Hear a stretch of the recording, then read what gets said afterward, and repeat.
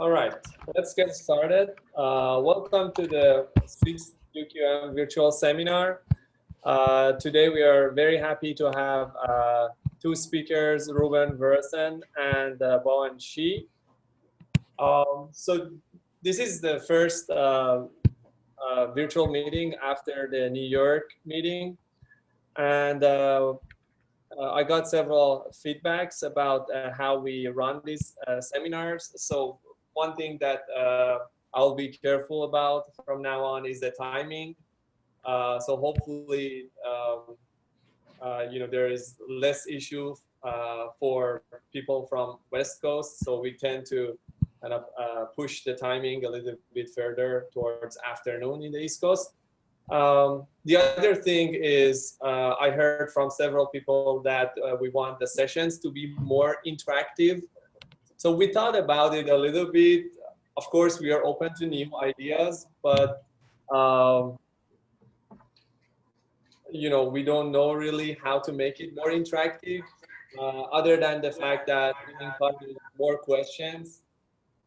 And please feel free. So the format of the seminars are rather informal, and feel free to interrupt the speaker and ask questions.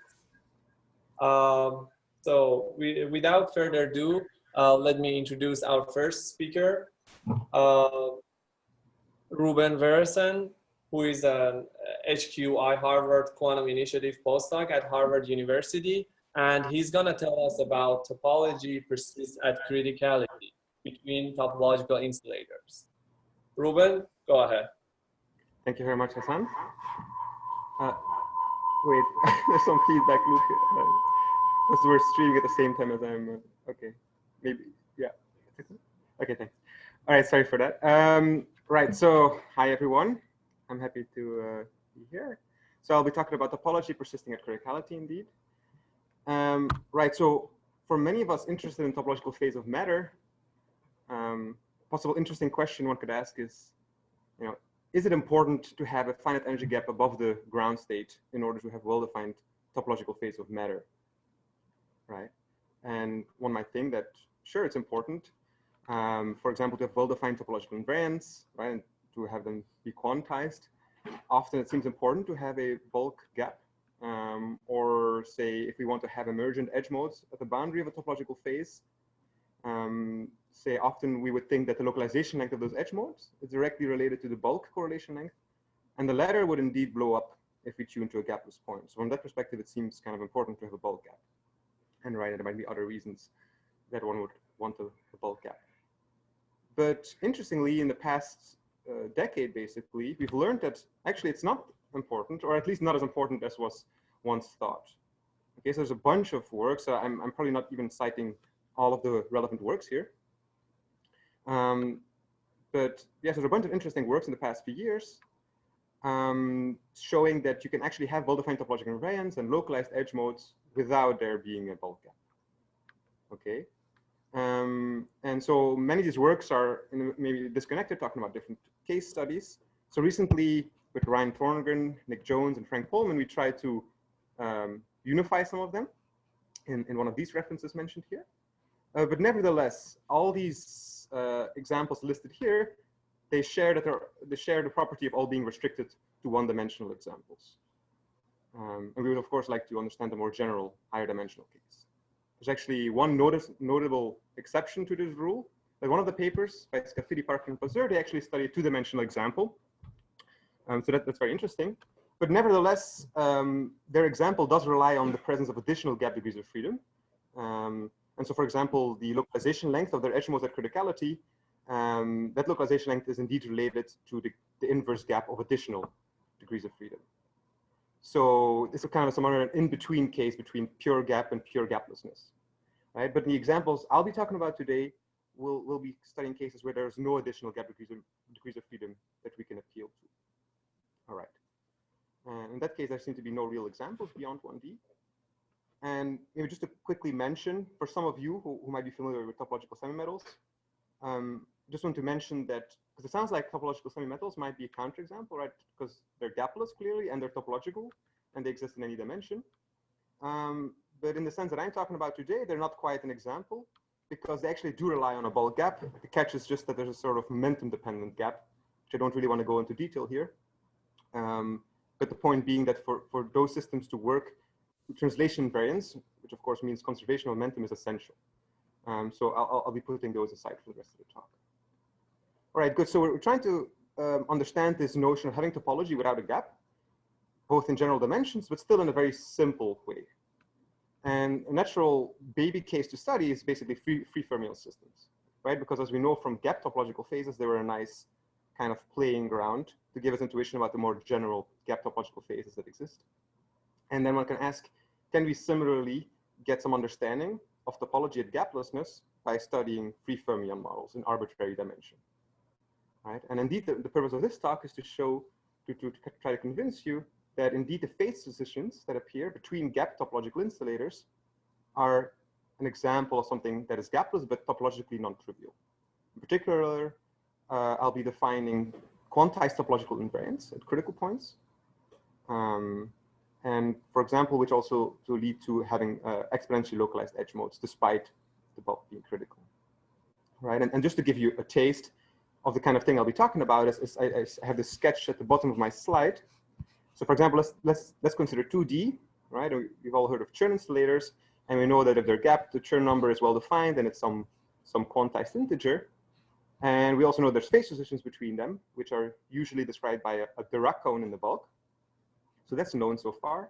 So the new feature will be to show that, say, the Dirac cone at the transition between Chern number 0 and 1, or the Dirac cone at the transition between 1 and 2, actually are described by a different topological invariant, which is nevertheless quantized.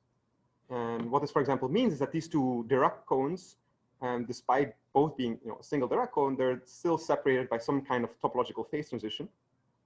And also, more physically, perhaps, is that as a consequence is that the second case, with this kind of generalized Chern number 3/2, as we will define in this talk, turns out to not just have a gapless Dirac cone in the bulk, but it also turns out to have an exponentially localized edge mode at the edge of the system, despite having no gap degrees of freedom. So that's the kind of thing I'll be trying to explain and motivate over the course of this stuff. Now, of course, one might ask, why should we care, right? Why should you care about topologically non-trivial phase transitions, if you wish? Well, personally, what I find very motivating is a conceptual point, right? That usually we think of criticality as kind of an enemy of topology, right? It destroys whatever topological information we might be interested in. But I think one can turn this around and ask, can they actually help each other? And what is their non-trivial interplay? Which is linked to a bunch of natural conceptual questions to ask. For example, to highlight one, I just told you that we have exponentially localized edge modes at a critical point. But then, of course, it's natural to ask, where is this length scale coming from? Because, of course, the bulk is a critical theory, which doesn't have a natural length scale. Right? So that'll become clear in the course of this talk. So that's more a conceptual point. Another reason you might want to care is more practical, that because you might wonder, right? If phase transitions by definition are fine-tuned, and you might not want to care about fine-tuned things. Well, of course, you might still care about fine-tuned things, right? We are interested in phase transitions as a community. But an important point to make is that even though the phase transitions are fine-tuned, the edge modes at the phase transition are not. Okay, so I just told you about, apparently there's an edge mode at the critical point between Chern number 1 and Chern number 2. The point is that this edge mode is there even when you open a gap. So you can kind of flip things around and say, okay, suppose we start with Chern number 1, where we all know we have an exponentially localized chiral mode. The point is, if you now drive through a quantum phase transition that increases the Chern number, the edge mode that was already there stays there and is protected. So it's kind of a less of a fine-tuned state in that way. Whether it's actually ever useful to have an exponentially localized edge mode in coexistence with a critical bulk, that I don't really know, but at least it's something that could be explored as well. And one thing I just want to mention is that in this talk, I'll be focusing on free fermion systems. So, but you don't need to worry that the phenomena I will be talking about are not just free fermion artifacts. So I'll be commenting on that at the very end briefly. All right, so that brings me then to the outline of the talk. Right? First, I'll try to explain how can we indeed define topological invariance when the bulk is critical. And secondly, I'll be showing how this is related to the claim of there being exponentially localized edge modes at the edge of a critical system. And then last, at the end, I'll have a slide with some comments about the interacting case as well. Maybe here's a good point to ask if there's any questions at this point. Also, as Hassan said, we can try to make it more interactive.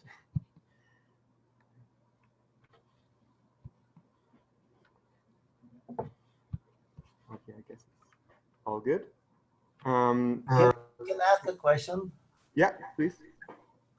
So sometimes people talk about absence of the gap and in the context of topological states when there's many-body localization, but that's not what you have in mind. Ah, yes, right.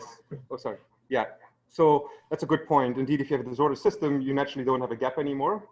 So indeed, that's different from what I mean. When I mean gaplessness, I'm really thinking of the bulk being a scale invariant, having a scale invariant field theory description or something like that. Whereas, of course, in an MBL system, you don't have a gap. You actually still have localization, right? But I'm talking about the case where you don't have gaplessness, and indeed you have algebraically decaying correlations. Does that answer the question? Yes, yes. Thanks for the question. All right, so then let's continue. So let's define these bulk topological invariants at criticality. Right, and so as I said before, we'll be talking about free fermion topological phases. And since it's very convenient, let's think of a two-band model throughout this talk, right? So we have some effective 2x2 single particle Hamiltonian for every point momentum space. And then it's very natural to decompose this in the Pauli bases. And then, of course, we get that our single particle Hamiltonian is essentially just a vector in R3, right, for every point momentum space. And the benefit of this is that things become very geometric. You can just draw Hamiltonians now and get a lot of intuition. Right? And we've all seen this example before, say in 2D, right? Momentum space is now a square, or strictly speaking, it's a torus because of periodicity conditions. And the single particle Hamiltonian, in a sense, embeds this torus in R3, which in this case is the space of our single particle Hamiltonian. And yeah, the value, as I just said, is that you can read off lots of valuable information. For example, from this picture, you can see on site that the torus encloses the origin exactly once, which is encoding the fact that the Chern number is 1. And it also kind of encodes why the gap is important, because this winding number is well defined as long as we're not allowed to drag this torus through the origin. It's exactly the condition that H should never vanish, which is the condition that the gap should always be non-zero. So that's the kind of usual story we know for gap topological phases illustrated for this two-dimensional case.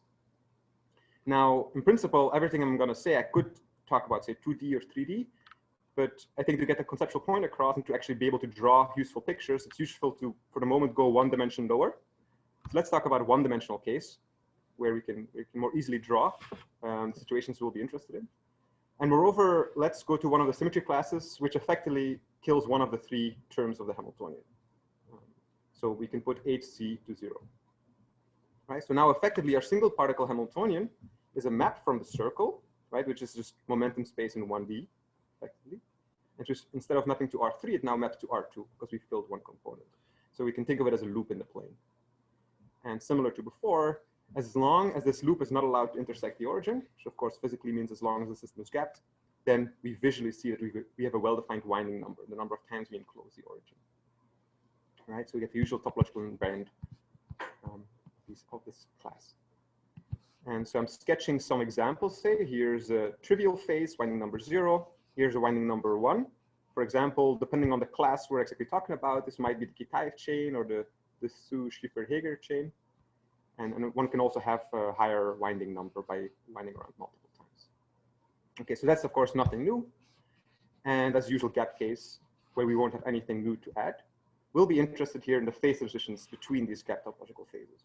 So I've already sketched, say, the phase transition between winding number 0 and winding number 1. That's shown here in this figure, right? And you can see indeed, if you take the circle and slightly perturb it to the left or to the right, you get winding number 0 and winding number 1 respectively. And similarly, here we show the phase transition between winding number 1 and winding number 2. All right, so good. These are the critical points. Well, what I want to get across is the idea that perhaps they're topologically distinct. Okay, but how do we make this precise? So let's zoom in on these two critical theories we have. Well, firstly, we can make the point that low energies, so near the gapless point, so if we zoom in, say, let's think that this is roughly at k equals 0, where the gapless point is. then if we do the dominant approximation is that it's locally a linear function.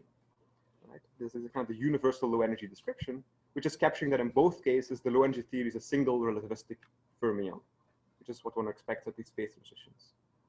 Good. So they're indistinguishable in this sense. But what we can visually see in then the second case, this loop seems to have an extra winding at larger momenta. So in some sense, this guy loops more than the other guy, right? That's the intuition. We want to make that more precise. So we're going to define a topological invariant that captures exactly that.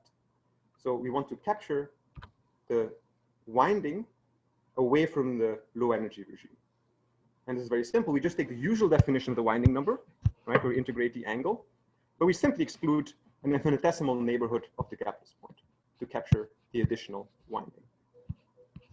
So this definition is what it is. But one useful thing is that one, in a few lines, one can prove that it turns out to coincide with the average of the topological invariant of the nearby gapped phases. So for example, at this critical point, the nearby gapped phases are 0 and 1. So we directly get that the average is a half. And similarly here, we get omega is 3 halves. Hey, Ruben, I have a question here. Yes. Go ahead. So these pictures, these kind of flow diagrams, are they robust against disorder? Oh, no, that's a great question. Like if you break translation symmetry here. Right, that's a great question. So indeed, to be able to draw this picture, I need momentum to, momentum is parametrizing these loops. Exactly. Exactly. So the way I've defined it here, you indeed need momentum in that sense.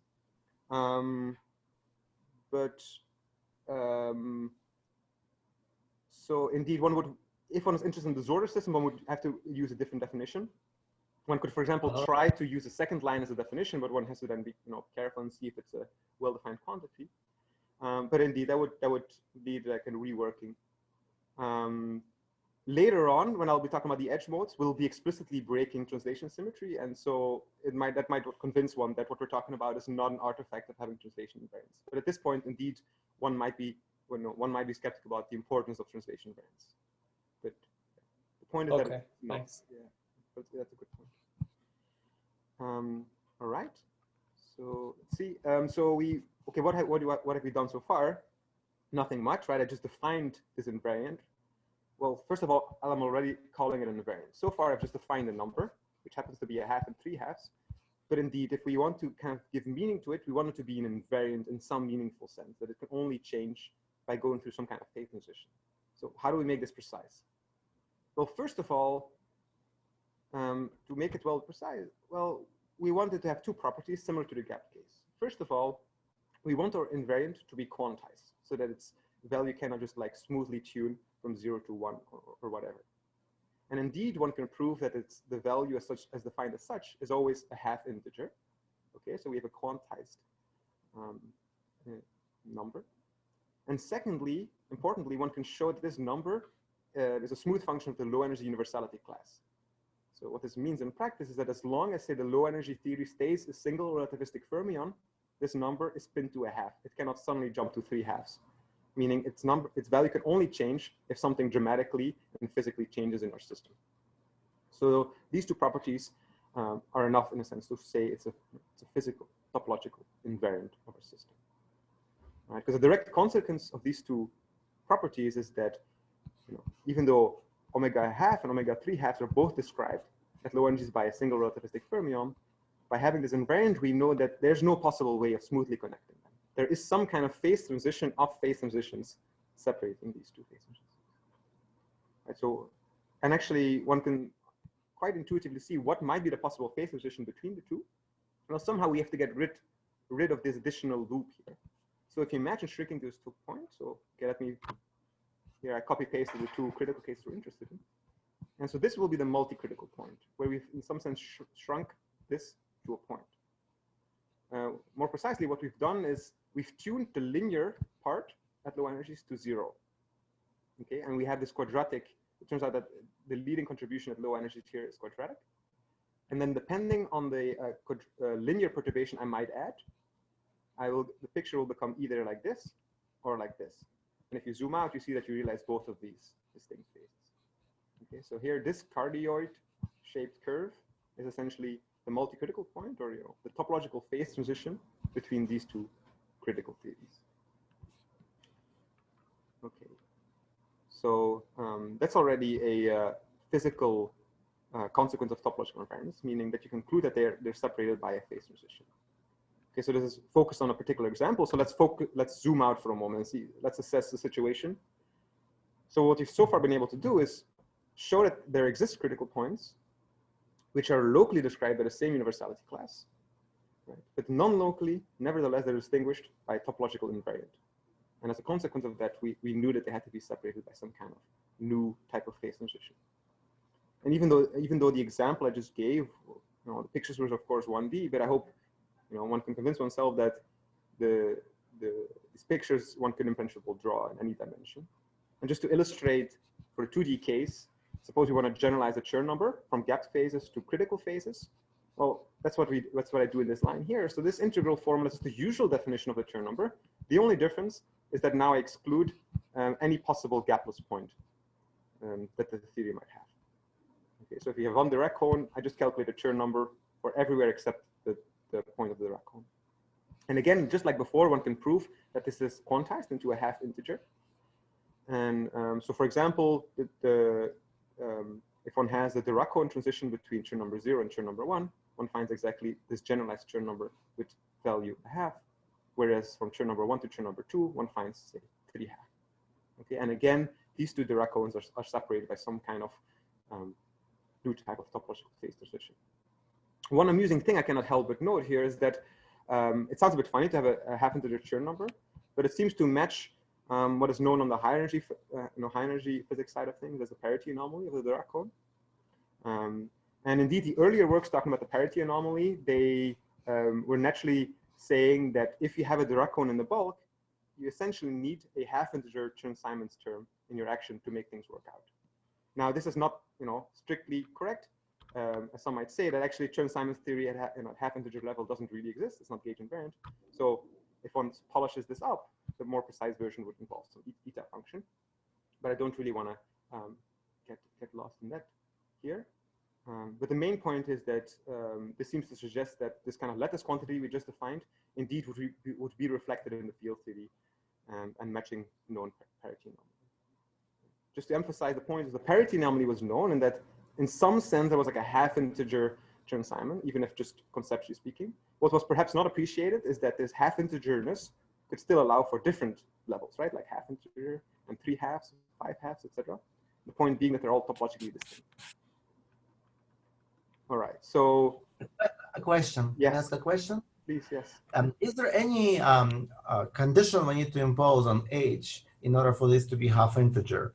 Like, for example, if H has discontinuity in its derivative, maybe this will not work now? Exactly. So let me go back to here. Let me go back to the slide. So you're exactly right. If you allow, so suppose we're at this gapless point here. If I allow there to be a kink, right? So now there's a straight line. In principle, like locally, it's a line. If I allow there to be a kink, and if I then can actually rotate this kink around, one can actually connect these two, and indeed, along the way, omega would smoothly tune from a half to 3 halves. But actually, that is very unphysical because a kink in momentum space, that means it's not, that h of k is not differentiable. That means that in real space, we're very non-local. So exactly how non-local depends on dimensionality. It says 1 over r in real space. Okay, and so what you would end up doing in the field theory description is that you would add a term to your linear relativistic fermion, which would destroy locality. You would end up adding something horribly non-local. So that's why I had this kind of caveat here. I didn't point that out in words. But if the low energy theory is local, right? So that's a physical assumption, which matches a smoothness condition in momentum space, then you can show that it's half integer quantized. But you're exactly right. Does that answer the question? Yeah, so it's sufficient just to say that derivatives of H are continuous, or there's more strict conditions? Yeah, that's a good point. In this case, it's enough. Meaning, in this case, where the low energy theory was a relativistic fermion, it's enough to require that the first derivative is continuous. Suppose you have a different low energy theory, like a quadratic dispersion or something, then you ask that the second derivative is continuous. Okay. Yeah. And in general, it always coincides with requiring the low energy field theory is local. Like from that condition, one can derive exactly the separate cases I just mentioned. Sorry, can I have a question? Yeah, right. So the ordinary return number corresponds to the physical observable, is the Hall conductivity. And this one, well, I mean, I guess in some ways also Hall conductivity, but the ordinary Hall conductivity is stable against interaction, and this one is only, I mean, there's only a free fermion definition, so I don't know. Yes, that's a great point. Yeah, first of all, indeed, the definition is for free fermion point. I can't argue with that. Of course, the anomaly perspective would be more general. But to link to your first point about the physical consequence, this is something I haven't really worked out, but I think it's very suggestive that this might be linked to this well-known RG flow diagram of this quantum Hall transitions, where one finds half-integer quantized Hall conductivity. That's true, but that's RG flow diagram is also for free fermion. Okay. Yes, non-analytic model, right? It's an analytic model in 2 + 0 dimension. It's a free fermion with disorder. Okay, I see. So, okay, there actually, I don't know much about that side of things, about this RG flow diagram. I didn't, about its limitation to free fermions. I see. Well, so then I think the most compelling argument is perhaps the anomaly perspective in that case. But yeah, I think it would definitely be satisfying to have, say, a concrete definition that would work for an interacting lattice model. Yes. Do you think that it's always quantized in units of a half, even for interacting theories? It's a great question. My guess would be yes, but I don't have a proof. Again, I think, again, the most promising direction would be to be able to link it to the field theory anomaly in some sense. But these are guesses at this point. But my guess is yes. Well, your only example, what you did was based on free fermions. Yes. Okay, but I mean, the idea of the anomaly, right? That you, again, just conceptually speaking, this half-integer assignments, or more precisely this eta term, there's a discreteness in this. One would then still be able to link, having that eta term, say, to having this lattice definition being a half. So that bridge needs to be built more clearly. But I think because of the discreteness of the anomalous term of the Dirac cone, right? Like, for example, let me say it like this. If we have this topological term, I think one can argue that if the bulk is a Dirac cone, this C has to be this C has to be half integer quantized. Yeah, but imagine you have a very complicated interacting capitalist theory in the bulk. And oh, so you say, let's presume the bulk is not a Dirac cone. Are we moving away from that? Yeah. So okay. Sorry. Will it still be quantized in these units? Oh, okay. No, so I'm only making a claim now about, say, the bulk being a Dirac cone. So yeah, I don't know, like, if you get a critical point that you can't describe in a free fermion sense, I simply have no idea. Okay. Thanks for the questions. Let's see. Just to find. Okay, good. So, right. So we wrapped up the part of defining bulk topological invariants, or giving a sense of how one might go about doing this. And now I would like to show how this is related to having actually emergent edge modes at the boundary of a system. Okay. So, of course, relating topological invariants to edge modes, that's the content of the well-known bulk boundary correspondence. But one very nice thing about free fermion systems, for the moment being, is that they make this correspondence even more precise, or more concrete, more tangible. Right? They directly link the existence of a topological phase transition in the bulk to the existence of having edge modes. So more precisely, let's think of some phase diagram like I've sketched here. And let's for the moment focus on, say, trivial phase, winding number 0. Let's think of 1B for the moment again. Winding number 0 and winding number 1, the topological phase. By virtue of having a topological invariance, we know that there's a bulk phase transition separating the two.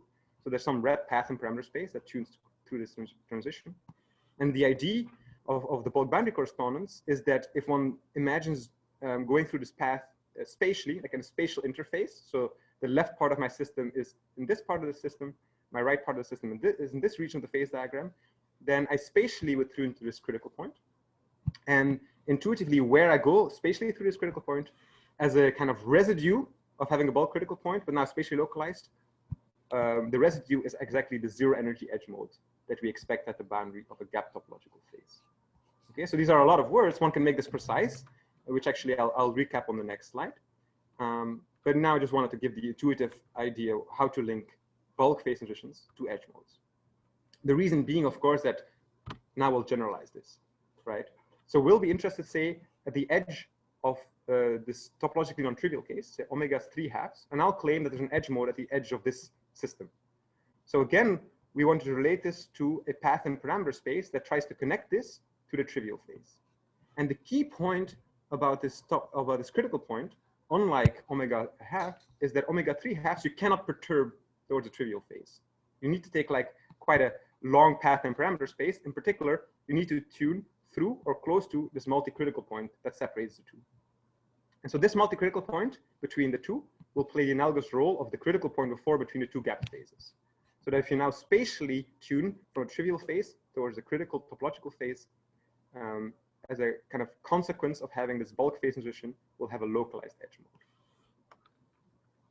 Okay, so that's kind of what we're going to try to make more precise now, right? Because so far I just said some words, and those would probably not be very convincing, or perhaps not even so clear. So before generalizing it, let's recap the gap case, right? So how do we see that the gap topological phase as an edge mode?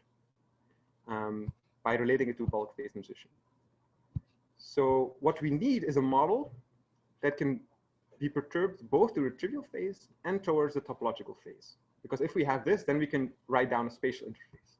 Now to find such a model, that's very simple. So here you see a figure you've seen before earlier in this talk. So this is the critical point between winding number 0 and winding number 1. In particular, by horizontally shifting the circle, we see that we get both possible winding numbers. And now we can just simply, here I've just written down what this path looks like, right? And M is the horizontal shift. And since we're interested in low energy physics, well, let's approximate this at near the gapless point. So we get our effective single particle Hamiltonian being I times K plus M. Now, since we'll be interested in a spatial interface, it's convenient to go to real space instead of momentum space. So the way we can do this is replace momentum by the usual spatial derivative. And this is how we get our real space propagator. This couldn't be simple, right? And the point is now that we have a real space propagator, we can make M spatially dependent, such that, say, on the far left, we can have M being negative, we're in the trivial phase, whereas on the far right, we can have M being positive, we're in the topological phase. And of course, by continuity, at some point, M tunes through 0. And we're interested in zero energy solutions that are somehow localized to this interface. But solving for a zero energy condition, basically, we're interested in a field that's annihilated by the propagator. That couldn't be simpler. So it's the first order differential equation. We can solve it on site, and we see that the solution is exactly like this. This was actually discovered by Jackie and Ravi in the 70s. They discovered that indeed, when you go through this mass inversion, right, the point being the two different gap phases have a different sign of the mass term. Because there's a mass inversion, you can see that this exponential function decays exponentially fast on both sides, meaning it doesn't blow up on either side, it decays on both sides, exactly because the sign of mass changes. Okay, so this is the usual view on why you have an edge mode, because you kind of tune through the bulk critical point here when M is 0. And this idea of mass inversion, or sometimes called band inversion, this generalizes to all possible edge modes of topological insulator and superconductor. So it's really like a nice key example to keep in mind. So now we want to generalize this, not towards the interface from the trivial phase and the topological gap phase, but from a trivial phase to the topological critical case. But again, we can very easily derive the possible theory that realizes both of these phases. In fact, we've already encountered it earlier in the talk, right? I mentioned that there was this multi-critical point between these two different critical phases, which had this quadratic low energy theory, looked like this cardioid. Here again, I'm reminding you of how a linear perturbation of the quadratic point realizes both different gapless phases. So that would say tune horizontally on this phase diagram, where kappa is the prefactor of the linear term. But now, of course, you can also add a mass term, which would gap it out. And one can easily figure out a phase diagram of this single particle Hamiltonian being what's shown here. Okay, and once again, we go to real space by replacing k by partial derivative. And here's our real space propagator. Okay, and the nice thing is we now have a model which can be perturbed both towards this interesting topological critical phase as well as towards the trivial phase, trivial gap phase. So now we're going to set up to consider spatial interface. Let me just link back also to Hassan's earlier question about translation invariants. The nice thing about the spatial interface is that they manifestly, break translation symmetry. So it kind of illustrates that translation at least suggests that translation symmetry is not essential to making these things work. Okay, so let's continue. So we have this propagator. And now we can consider a spatial interface that tunes from, say, the trivial phase, where both kappa and m are negative. So that's these two curves here are negative. And then, say, on the right, the mass turns to 0. So we have a critical phase here. But crucially, kappa, the kinetic term there, changes sign, which physically means, conceptually means that we're going from the left side of this phase diagram to the right-hand side of this phase diagram, which exactly means tuning through this multi-critical point. Okay. And now, once again, when we want to know what are the zero energy solutions that are localized to this interface, it's very easy to solve. And say asymptotically, what one finds is that the wave function now decays exponentially, not with a mass term, because indeed there is no mass term here on the right, but instead with the kinetic term, which also makes sense that, from dimensional analysis, because if you check, kappa indeed has units of energy. So that makes a lot of sense. So to emphasize the key point is that we find at the interface between the trivial vacuum and the topological critical chain, we find an exponential localized zero energy mode. And it's localized because of the notion of the inversion of a kinetic term, which one can see as a generalization of the usual mass inversion, which again is intimately related to having the spatially confined version of the multi-critical point that we saw before. And just to point out, the reason there is no edge mode for omega a half is because in that case, we do not need to change the sign of kappa. There is no kinetic inversion in that case. So the edge mode is only there for omega 3 halves or 5 halves and 7 halves, etc. Right. So this tells us, right, that we have well-defined topological invariants at critical points, and that we can actually relate them to exponentially localized edge modes. Again, the key ingredients apply to all dimension and symmetry classes. For example, carefully checked also that applies to Chern insulators. That, say, at the Chern number or generalized Chern number 3 halves, we have this exponentially localized edge mode at the boundary. Could you slide back, please? Yeah. So imagine you change your Hamiltonian a little bit, such that the transition is more complicated than just with this kappa. Then it's hard for me to understand intuitively why you get this transition with the exponential decay.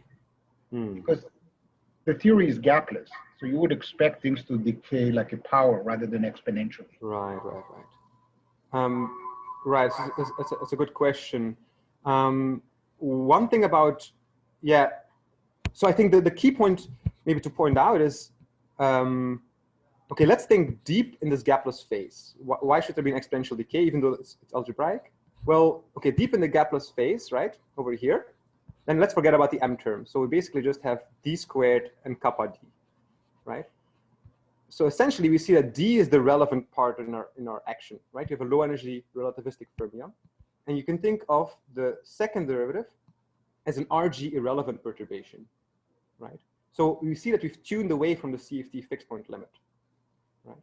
So it's maybe more intuitive in that case to divide by kappa, right? So again, forget m. So let's normalize this to be the usual kinetic term, and then we've perturbed the kinetic term by 1 over kappa times d squared. And that whole thing is now an RG relevant term, and 1 over kappa as a length scale, because it's kind of the prefactor of an irrelevant term. And so indeed, and this is what gives us the exponential decay. So indeed, you're exactly right. If you're in the CFT fixed point limit, then we would flow 1 over kappa to 0, or equivalently kappa to infinity. But of course, any real system is not strictly in the CFT fixed point limit. It has some irrelevant perturbations, and these irrelevant perturbations are what dress what changes the exact localization into an exponential decay. Does that maybe make it more palatable why there is exponential decay in a critical system? No, it's perfectly palatable that with this particular system, you have exponential decay. I'm just questioning to what extent this is robust. If you took you added another term, right, then yes. Not clear to me why it would be, because intuitively there are gapless modes there that should give power behavior. Yes. No, of course I agree with the intuition, right? So that's why I'm interested in this, because it seems to kind of speak against this intuition. But okay, how to see it in a more general way? Well, so the main point, how to say, wondering of the best way.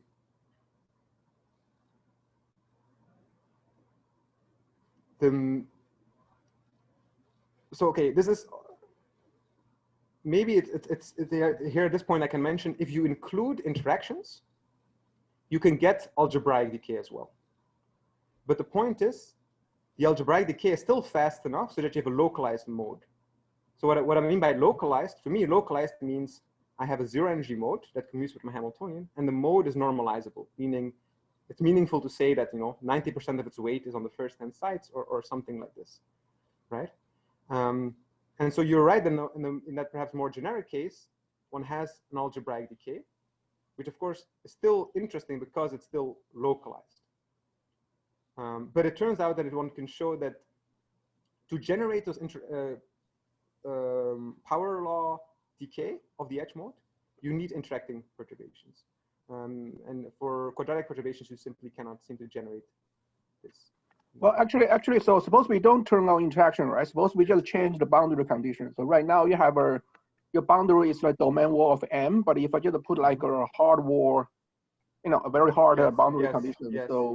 So are you sure you are going to get exponentially localized state, or? Right, that's also a great point. So indeed, I studied both of those in parallel. So one can study the hard boundary case, and interestingly, surprisingly, it's still exponentially decaying with the hard boundary case. The key point there is that there's a boundary condition at the edge. So you have to start saying which field is which. Like suppose we're talking about some kind of SSH type of physics chain where you have 2 degrees of freedom that are coupled to each other. Say one of the 2 fields has to vanish at the boundary, and using that boundary condition, you can show that you cannot write down any RG relevant perturbation that couples the edge mode to the critical bulk. I don't have a slide to show this. And you might ask, where does this boundary condition come from? You can actually derive it from the spatial interface, right? So you can actually take the setup I took here. And now you can say the hard boundary case for me is taking the limit of M and kappa going to infinity. And from that limit, you can actually derive a boundary condition in your field theory. And using that boundary condition, you can show the stability of the edge mode. Does that answer your question? Okay. And Nati, does it answer also your question about the exponential decay and the algebraic decay? Well, on general grounds, when you have a normalizable mode embedded in a continuum, it's not stable. So you change the system a little bit. This is a general statement in quantum mechanics. You have a continuum of states, and in the continuum, you embed a normalizable mode. Right. Small deformations of the Hamiltonian usually distort it. Right. So So you must have done some kind of fine tuning here to find that. Of course. Well, okay. Of course, I disagree with the fine tuning. Right. The point is, depending on the symmetry class one talks about, it's protected, say, for example, by symmetry. Right. So the gap, it's just like the gap topological phases, we sometimes need symmetries. Right. Like in 1D. No, I'm sorry. In the gap case, this question doesn't arise because it's not a normalizable state embedded in the continuum. I agree. In the gap case, in the gap case, you're not worried about the delocalization. You're worried about gapping it out away from zero energy. I agree. But, right. But nevertheless, there's a symmetry. Okay, I'm just saying in the gap case, we need symmetries to prevent the. Right. That's clear. And I'm just saying, similarly, if we carry over the symmetry constraints, right? You cannot. Indeed, the claim is this symmetry helps you against the delocalization. I agree that it's surprising, right? I mean, or you might not even believe it at this point, but indeed that is the claim, that it's not fine-tuned, that as long as you preserve the symmetry of the class, which for example, for Chern insulators, there is indeed no symmetry necessary. If we preserve those conditions, indeed the claim is that we cannot delocalize the edge mode. The important thing is, suppose you're studying the hard boundary condition case. The important thing is to use the right boundary conditions. But I don't choose those. Those come from the physical setup. But it's an essential ingredient. So if one overlooks the boundary conditions, one would be led to think that the boundary mode delocalizes. But if one correctly includes the boundary condition of the field theory, and if one then tries to couple a normalizable mode, the right kind of normalizable mode with the right symmetry properties, say, one can show that it cannot be delocalized. But I realize I'm just, I guess maybe, yeah, you might just not simply believe it, but that is really the claim, that it's not a fine-tuned feature.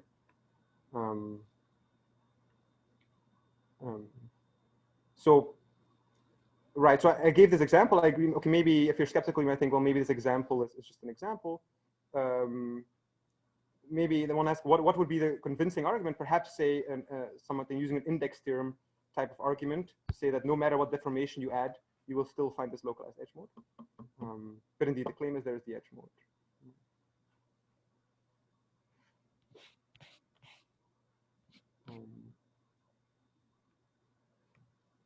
Okay.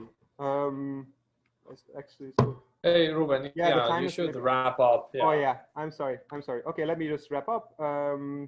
So let me skip this observational way. With interactions, I already mentioned before in reply to some Onetti's questions that we can get some algebraic terms that's related in 1D to some fun work with Ryan, Nick, and Frank, and but it still stays normalized. And so let me skip to the conclusions. No need for me to run it through. And let me just end with a general sentence that I'm quite excited to think in general, how we can think of the usual concepts we're familiar with from topological phases, and can we how do things change when we weaken the condition without we no longer assume a bulk gap. And and here we see that we still have invariants, still have edge modes, and of course we need to explore this more in interactive systems. Thank you very much. Thank you very much, Ruben, for the interesting talk. All right, so we had several questions during the talk. We have time for one quick question.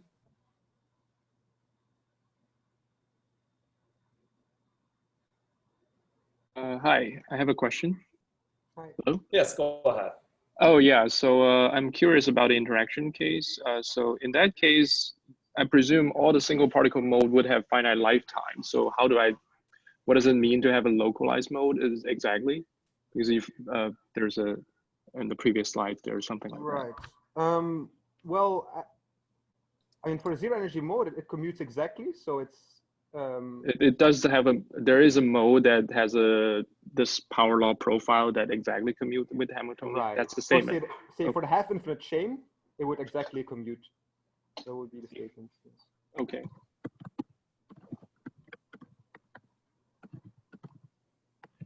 All right, thank you so much, Ruben.